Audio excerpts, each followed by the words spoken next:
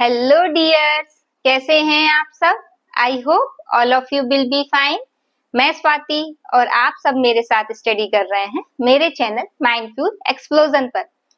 जो हमारा ज्योग्राफी का टॉपिक चल रहा है एटमॉस्फेरिक लेयर, उसी में आज हम सेकेंड लेयर स्ट्रेटोस्फेयर को पढ़ने वाले हैं। इससे पहले हमने ट्रोपोस्फेयर को पढ़ा था और वहां पे टेम्परेचर प्रेशर कैसे वेरी करता है वो भी हमने देखा था। आज हम इस क्लास में स्ट्रेटोस्फेयर को समझेंगे, उसमें टेम्परेचर प्रेशर वो सबको भी देखेंगे और साथ ही ये भी देखेंगे कि जो आपके वायुयान हैं या जो एरोप्लेन्स होते हैं वो आपके स्ट्रेटोस्फेयर में ही क्यों फ्लाई करते हैं। ठीक है, और अगर आपको इससे रिलेटेड कोई भी डाउट हो तो आप मुझसे कमेंट सेक्शन में पूछ सकते हैं। साथ ही वीडियो को स्टार्ट करने से पहले आप चैनल को सब्सक्राइब कर लें और वीडियो को लाइक कर दें। साथ ही ज्यादा से ज्यादा लोगों को शेयर करें ताकि जो भी न्यू अपडेट्स हैं वो आप सभी को रेगुलरली मिलती रहे। आइए, लास्ट क्लास में हमने ट्रोपोस्फेयर के बारे में पढ़ा था। ट्रोपोस्फेयर क्या है, आपकी जो एटमॉस्फेरिक लेयर्स हैं उसमें से अर्थ के सबसे पास वाली जो लेयर है वो कौन सी लेयर है, ट्रोपोस्फेयर। और इसकी हाइट कितनी होती है अर्थ के सरफेस से, लगभग 13 किलोमीटर। ये जो आपकी एवरेज हाइट है, ठीक है। और क्या क्या देखा था हमने यहाँ पे कि जो भी मौसम संबंधी घटनाएं हैं वो भी आपके ट्रोपोस्फेयर में ही होती हैं। प्रेशर सभी लेयर के कंपैरिजन में ट्रोपोस्फेयर में सबसे ज्यादा होता है क्योंकि जो भी आपकी भारी गैसेज हैं वो आपको यहीं देखने को मिल रही थी।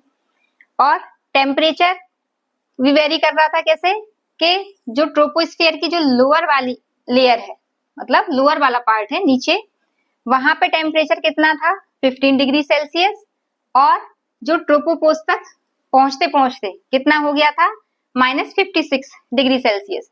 यानी कि टेम्परेचर क्या हो रहा था, कम हो रहा था। साथ ही हमने ये भी देखा था कि जो टेम्परेचर था ट्रोपोपोज में यानी ऊपर की साइड लेयर पर, अगर हम पोल्स पे देखें तो कितना पहुंच गया था -45 डिग्री सेल्सियस, और अगर हम इक्वेटर पे देखें तो वो -80 डिग्री सेल्सियस टेम्परेचर हो गया था। तो ये किसके बारे में था, आपका ट्रोपोस्फेयर के बारे में या फिर क्षोभ मंडल के बारे में। आज हमें देखना है second layer stratosphere. Stratosphere troposphere के बाद वाली आपकी एटमॉस्फेरिक लेयर है। इसको हिंदी में समताप मंडल कहा जाता है और इसकी हाइट अर्थ के सरफेस से लगभग 50 किलोमीटर होती है और ये भी पोल्स पे और इक्वेटर पे वेरी करती है। अगर हम ये देखो, ये हमारा अर्थ का डायग्राम है, तो ये क्या है, बाहर वाली ये अर्थ है और ये बाहर वाली जो लेयर थी ये कौन सी थी, आपकी ट्रोपोस्फेयर। और ट्रोपोस्फेयर के बाद ये क्या आएगी आपकी, ये मैं रेस कर देती हूँ, एक सेकेंड। ट्रोपोस्फेयर के बाहर ये आएगी आपकी स्ट्रेटोस्फेयर। यहाँ पे आपको क्या है, आप देख रहे हो कि इसमें पोल्स में जो ट्रोपोस्फेयर है उसकी हाइट क्या है, कम है पोल्स पर। इसके वजह से क्या होगा, जो स्ट्रेटोस्फेयर है उसकी हाइट क्या हो जाएगी, बढ़ जाएगी। तो यहाँ पे आपको स्ट्रेटोस्फेयर की हाइट क्या ज्यादा देखने को मिलेगी, बल्कि जो अगर आप इस पे देखो, कहाँ पे, इक्वेटर पे, तो इक्वेटर पे ट्रोपोस्फेयर की हाइट ज्यादा है और इसकी वजह से ये हाइट देखो ये कम हो गई ना। तो इसकी वजह से क्या होगा, स्ट्रेटोस्फेयर की हाइट जो है वो आपके इक्वेटर पे कम देखने को मिलती है। तो स्ट्रेटोस्फेयर की हाइट पोल्स पर ज्यादा होती है देन कंपेयर टू इक्वेटर। अब यहाँ पर जो प्रेशर होता है वो क्या हो जाता है, बिल्कुल खत्म हो जाता है, ना के बराबर होता है। क्यों, क्योंकि जो भारी गैसेस थी वो तो हम पीछे छोड़ आए। और यहाँ का जो टेम्परेचर है यहाँ पे स्ट्रेटोस्फेयर में क्या होता है कि यहाँ पे जब हम देखते ट्रोपोस्फेयर में तो क्या था, टेम्परेचर आपका कंटिन्यूअसली क्या हो रहा था, कम हो रहा था। अब जैसे ही हम ट्रोपोपोज पर पहुंचते हैं तो उसके बाद कुछ डिस्टेंस तक, लगभग 20 किलोमीटर तक टेम्परेचर क्या होता है आपका कांस्टेंट रहता है और उसके बाद फिर कंटिन्यूअसली इंक्रीज होना स्टार्ट हो जाता है। ठीक है, तो क्या होता है कि टेम्परेचर जो है लगभग 20 किलोमीटर तक कांस्टेंट रहता है और उसके बाद फिर जैसे जैसे हाइट बढ़ेगी तो फिर इंक्रीज होना शुरू हो जाता है। ऐसा क्यों होता है? तो बिकॉज ऑफ, क्योंकि यहाँ पर पाई जाती है एक ओजोन लेयर, और ये ओजोन लेयर क्या करती है, जो सन से जो भी आपकी यूवी रेज आ रही होती हैं उनको क्या करती है, एब्जॉर्ब कर लेती है। और अगर ये गैसों को एब्जॉर्ब करेगी तो क्या होगा, टेम्परेचर बढ़ेगा, और जैसे ही टेम्परेचर बढ़ता है तो ये यहाँ पे क्या होने लगता है, ये टेम्परेचर का जो ग्राफ है वो इंक्रीज दिखने लगता है आपको। ठीक है, तो आपको समझ में आ गया कि यहाँ पे जो ओजोन लेयर की वजह से क्या हो रहा है, आफ्टर 20 किलोमीटर क्या होता है, आपका टेम्परेचर इंक्रीज होने लगता है। और ये ओजोन लेयर क्या है, ये हमारे लिए बहुत ही इंपॉर्टेंट है, क्योंकि अगर ये ओजोन लेयर ना हो तो जो सन से जो यूवी रेज आ रही हैं या अल्ट्रावायलेट रेज आ रही हैं वो डायरेक्टली कहाँ पहुंचेंगी, अर्थ पर। और जब ये अर्थ पर डायरेक्टली पहुंचेंगी तो जो ह्यूमन बींग्स हैं उनको स्किन कैंसर जैसी बीमारी वगैरह हो सकती हैं। तो उनसे कौन प्रोटेक्ट करता है, ये आपकी ओजोन लेयर। क्या है ये, ओजोन लेयर। तो ये जो ओजोन लेयर है ये क्या करती है, जो भी सन से अल्ट्रावायलेट रेज आ रही हैं या फिर यूवी रेज आ रही हैं उनको अर्थ पे पहुंचने से रोकती है, क्योंकि ये क्या करती है, उनको एब्जॉर्ब कर लेती है और अर्थ तक पहुंचने नहीं देती। और अगर ये ना हो तो जो यूवी रेज हैं वो डायरेक्टली कहाँ पहुंचेंगी, अर्थ पर, और उससे जो ह्यूमन बींग्स हैं उनको स्किन कैंसर जैसी बीमारी हो सकती है। तो उससे कौन बचाव करता है, हमारा ये ओजोन लेयर। और आपने भी कुछ समय पहले सुना भी होगा, कुछ समय से क्या हो रहा है कि ये जो ओजोन लेयर है इसकी थिकनेस दिन पे दिन कम होती जा रही है, और जो अंटार्कटिका है वहां पर तो ओजोन होल भी पाया गया है। और साथ ही जो आपका 60 to 65 डिग्री के आसपास आप देखोगे तो वहां पे क्या हो रही है, इसकी लेयर जो है वो दिन पे दिन कम होती जा रही है।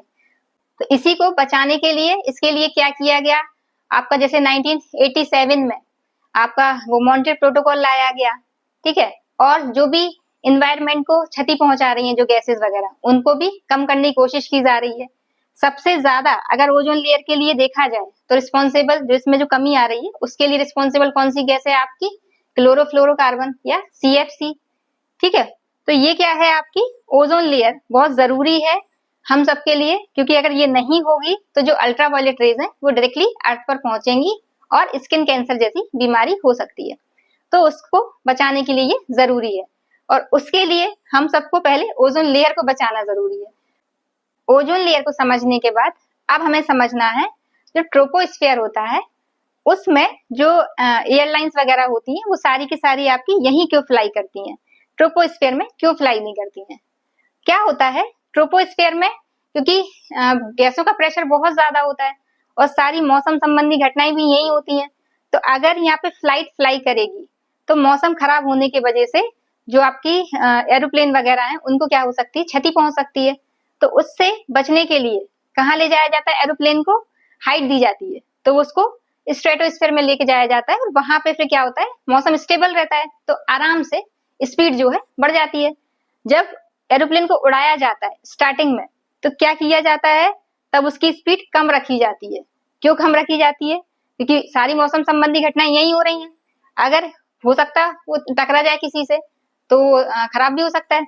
तो इसलिए जब तक वो स्ट्रेटोस्फीयर में नहीं पहुंच जाता है तब तक एरोप्लेन की स्पीड कैसी होती है, स्लो होती है, और जैसे ही वो स्ट्रेटोस्फीयर में पहुंचा फिर उसके बाद वो स्पीड पकड़ लेता है, लगभग 900 किलोमीटर पर आवर के हिसाब से हो जाती है उसकी स्पीड। बट ट्रोपोस्फीयर में जो है उसकी स्पीड कम होती है।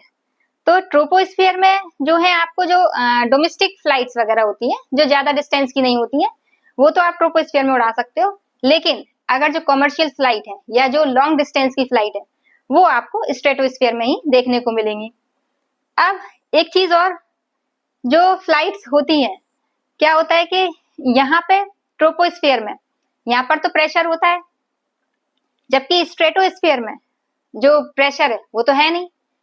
अब यहाँ से अगर फ्लाइट उड़ के चली गई स्ट्रेटोस्फीयर में तो यहाँ पे फिर मतलब सरवाइव कैसे करते हैं, क्योंकि यहाँ पर जब अर्थ पे हम लोग रह रहे होते हैं, अर्थ से जो ट्रोपोस्फीयर तक पूरे एरिया में क्या होता है, एक तो हमारी बॉडी अंदर से प्रेशर लगा रही, और दूसरा जो एटमॉस्फेरिक प्रेशर है वो भी हमारी बॉडी पे पड़ रहा है। तो उससे क्या होता है, जो प्रेशर है वो बैलेंस रहता है। और स्ट्रेटोस्फीयर में जैसे ही हम पहुंचे, अब क्या हुआ, बाहर का जो प्रेशर था गैसों का वो तो खत्म हो गया। अब सिर्फ क्या हो रहा है, हमारी बॉडी अंदर से प्रेशर लगा रही है। तो फिर क्या होगा ऐसे केस में, तो इस केस में क्या किया जाता है, एरोप्लेन के अंदर एक आर्टिफिशियल प्रेशर को क्रिएट किया जाता है। क्यों किया जाता है, क्योंकि अगर इसके अंदर प्रेशर नहीं होगा और जो ह्यूमन बींग्स इसके अंदर बैठे हुए हैं उनके अंदर जो बॉडी से तो प्रेशर लग रहा है बराबर से, तो वो प्रेशर क्या करेगा, फिर हो सकता है उनकी नाक से खून आने लगे, या फिर कानों से खून आने लगे, या फिर आप देखोगे कि जो मतलब सुस्ती सी छाने लगेगी, नींद आने लगेगी, ऑक्सीजन है नहीं है, ऑक्सीजन मिल नहीं रहा है, तो धीरे धीरे बेहोश होने लगेंगे और फिर धीरे धीरे करके उनकी डेथ भी हो सकती है। तो इस वजह से क्या किया जाता है, जैसे ही ऊपर जाते हैं तो एरोप्लेन चारों तरफ से बंद है और उसके अंदर क्या किया जाता है, एक प्रेशर को जो कि आर्टिफिशियल है उसको क्रिएट किया जाता है। जब हम यहाँ से जाते ही है ना, तब उसके अंदर भर के लेके जाया जाता है। और अगर गलती से कहीं ऐसा हो कि जो एरोप्लेन है अगर कहीं से क्रैक हो या फिर कोई गेट खुल जाए, तो ऐसे में क्या होता है, बाहर तो कोई प्रेशर है नहीं, अंदर से जो प्रेशर है वो क्या करेगा, एकदम से जो भी बैठा हुआ है वो पर्सन उसको क्या करेगा, एकदम से ढकेल देगा, तो सीधा उड़ के कहाँ चला जाएगा, बाहर, और उसका पता भी नहीं चलेगा। तो एरोप्लेन्स को इसीलिए जब ट्रोपोस्फेयर से स्ट्रेटोस्फेयर में लेके जाया जाता है तो पहले इसकी पूरी चेकिंग होती है, देख लिया जाता है कहीं ऐसा ना हो कि इसमें कोई खराबी वगैरह ना हो, कि मान लो, क्योंकि पूरा पैक होना चाहिए, क्योंकि यहाँ पे बाहर प्रेशर है ही नहीं। तो क्या किया जाता है, आर्टिफिशियल प्रेशर के वजह से ही लोग वहां पे सरवाइव कर पाते हैं, और अगर नहीं होगा तो फिर क्या होगा, कि वो तो बस खत्म, फिर कोई बचा ही नहीं। और जैसे ही आप स्ट्रेटोस्फेयर से फिर जब एरोप्लेन को नीचे लाया जाता है तो फिर क्या किया जाता है, जो अंदर का जो प्रेशर है, जो एटमॉस्फेरिक प्रेशर है जो आर्टिफिशियल, उसको क्या किया जाता है, धीरे धीरे रिलीज कर दिया जाता है। क्योंकि जैसे ही ट्रोपोस्फेयर में एंट्री की तो फिर क्या हुआ, अगल बगल से प्रेशर लगना शुरू हो गया। तो ये होता है आपका स्ट्रेटोस्फेयर में एरोप्लेन्स क्यों रन करते हैं या क्यों फ्लाई करते हैं, और ट्रोपोस्फेयर में क्यों फ्लाई नहीं करते हैं। और साथ ही अगर यहाँ पर प्रेशर ना हो इसके अंदर, हवाई जहाज के अंदर, तो क्या होगा वो भी मैंने आपको अच्छे से समझा दिया।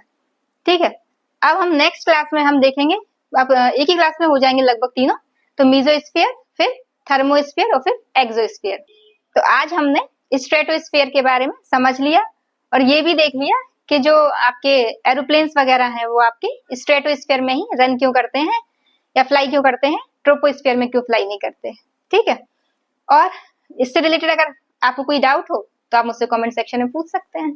ठीक है, बाकी जो है वो हम नेक्स्ट क्लास में कवर करेंगे।